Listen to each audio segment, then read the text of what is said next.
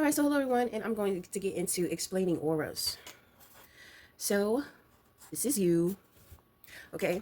This is your aura, your energetic aura field, because I talk a lot about taking care of your energy, and I know a lot of people don't really get into energy. Okay, so I'm going to break that things down and explain it to you in a way to where you can protect your energy, you can heal your energy and recharge it. Okay, energy is pretty much everything, but in this situation, what I'm talking about is the energetic aura field around your body. Okay, and like I said, it's an invisible aura field. It's magnetic. It can be scientifically proven. Okay, so in case you don't think that it's real, then maybe you should do some research and look it up, because it's very real.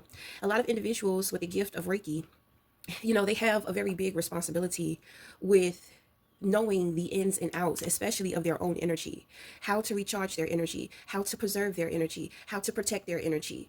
you know um and it has a lot to do. That's why a lot of individuals who are spiritual, or what they call light workers, these individuals live very different lives. They live a different type of lifestyle. Okay, because there's a lot of things in which that they are aware of and that they are in tune to. And the thing is that when you begin to wake up to certain truths, and you come into breakthroughs, spiritual and mental breakthroughs, in consciousness and awareness, you also kind of develop this new empathy, which means that you begin to become what they call an empath, somebody who is very empathic, somebody who has a lot of empathy. Okay, and if you're a very empathic person, then there's nothing you can do but to accept it, right? And in accepting it, it's kind of like you have to now create your life in a way to where it's more healthier for you energetically. Okay, so we have this aura field, and this is what is protecting you. So think of it like our skin. Our skin is our protective barrier, our protective layer to the body, to the immune system. Okay, so I say all this just to be able to try to bring some kind of awareness to help with you understanding how your aura field is your protection. Okay, so just like your skin is the protection layer to your immune system, your aura field is the protection to your mind and spirit, because your spirit and your mind are connected. Okay, and this energetic aura field helps to protect you, helps to protect all that energy. So sometimes you have individuals, and this is most people, because most people are not aware of aura, or how to maintain, or how to take care of their aura. A lot of people don't get into this information, so they just don't know, and so they don't know how to energetically keep themselves up. All right, so you have these people, they don't have any aura. So what strips our aura? Well, anything that alters our state of mind. So that could be prescriptions, that could be when we're sick, or when we have sickness within our bodies, smoking, drinking, that deteriorates your energetic aura field. But I'm a smoker, okay, and my thing is that I understand what it is, I understand what I'm doing, and I know how. I have the know-how, so therefore I maintain that habit of smoking, but still I know how to take care of my energetic aura field. But due to my eczema, I've had to cut back on smoking. I've had to cut back on smoking.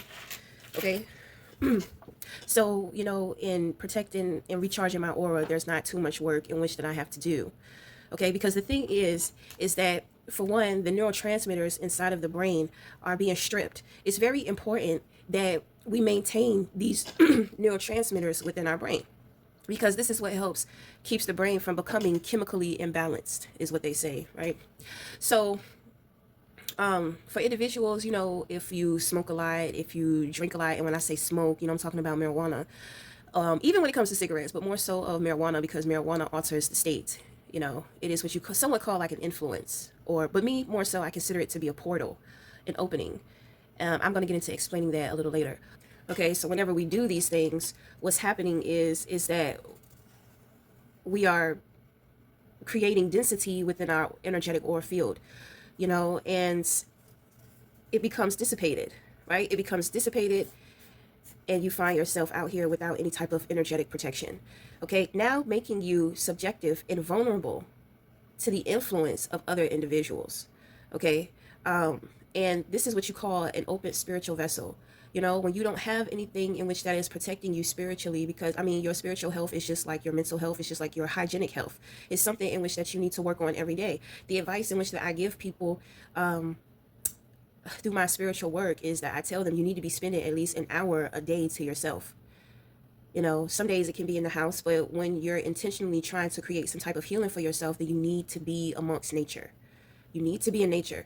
Okay. So now this person is subjected to all of this other energy in which that individuals have.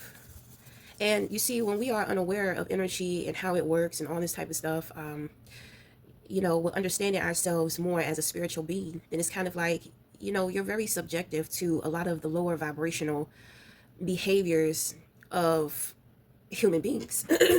Human beings, you know, and it's really that simple. So now you have become like everybody else. Okay. And when we are not protecting when we are not protecting ourselves energetically, then we are picking up on each other. We are picking up on each other's traumas. We are picking up on each other's projections. You know, we are sometimes reflecting other people's projections of us. You know, we become very influenced. We're easily influenced. You know, it's easy to persuade us into a different direction of misguidance. You know, you may have, you see, when your aura is healed, you have an individual perspective and you have individual desires. That's how you know when you're healed. But when you're unhealed, you have the same desires as everybody else. Your individuality is not being protected, so it goes out of the window. And now you have all this other energy in which that is transferring itself to you. You know, it's as if you are being created and molded by your outside unhealthy influences. Okay? So, when we have a healthy energetic aura field, then you'll find that you have more peace. Okay, you have more peace, you have more self-control, you have, it's like you have yourself. You know, even if you're different from everybody else, you're still confident as you stay strong in that. You know, when this energetic aura field, when it disappears, when it's dissipated, when you're not taking care of it, you know, you're subjected to other people's hidden animosity. And a lot of the times hidden animosity comes from envy. And you cannot necessarily prove envy. You know what I mean? Like when it comes to certain emotions, you know, just like energy, you can't see it. But remember, energy, emotion. Okay. And you just kind of put yourself in a position to where, because you're extremely empathic, right? And so when you put yourself in a position to be surrounded around like toxic energy, you end up taking all of that on. You end up becoming all of that. It's human nature for us to adapt to our situations and circumstances. You can't escape that, but you can protect yourself. You can protect your individuality. Okay, so here it's like you're confident in your decision making and what it is in which that you want for yourself. You know, have you ever met someone, it's a friend that you may have, but you guys are not in each other's lives all the time. It's only so, you know, like let's say you see them at least 6 months, every 6 months out of the year, you know, and you begin to notice that when it comes to them, it's just like 1 minute, you know, like one visit that you have with them, you know, they're talking about their dreams, their aspirations, they're talking about the things in which that they're in pursuit of. You notice this very crisp, cleansed feeling about them. They seem so clear in what it is in which they want, and they have a plan for it, you know, and they love to talk about it. And there's just this strength in which that they possess, and this natural self-confidence that they possess, you know. And then let's say the next 6 months, you know, let's say that they met somebody. Okay, they met somebody and this person distracts them from taking care of their aura. So what happens now?